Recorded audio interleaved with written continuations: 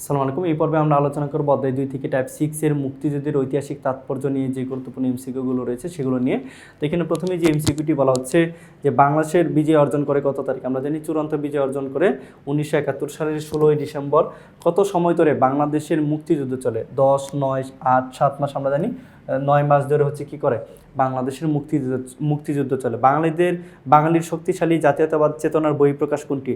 মুক্তিযুদ্ধ, গণ অভ্যুত্থান, শিক্ষা আন্দোলন, সাধারণ নির্বাচন। এটা হচ্ছে জাতীয়তাবাদী চেতনার বহিঃপ্রকাশ হচ্ছে মুক্তিযুদ্ধ। পরবর্তী প্রশ্নে বলা হচ্ছে বাংলাদেশ কিভাবে স্বাধীনতা লাভ করেছে?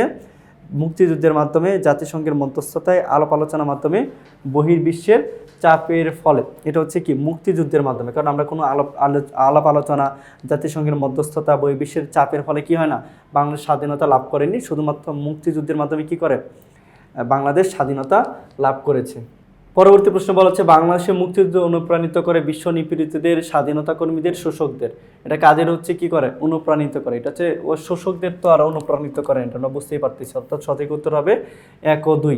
ক নামের দীর্ঘ 9 মাস রক্তক্ষয়ী যুদ্ধের পর স্বাধীনতা লাভ করে বিশ্ব মানচিত্রে সগৌরবে জায়গা করে নিয়েছে। ক নামের দেশটি কোন দেশ? আমরা সবাই জানি 9 মাসের যুদ্ধ হয়েছে শুধুমাত্র বাংলাদেশে। তো এই ছিল হচ্ছে এই টাইপ থেকে যে গুরুত্বপূর্ণ এমসিকিউগুলো ছিল সেগুলো নিয়ে আলোচনা। দেখা হচ্ছে পরবর্তীতে নতুন কোনো পর্বে। আল্লাহ হাফেজ, আসসালামু আলাইকুম।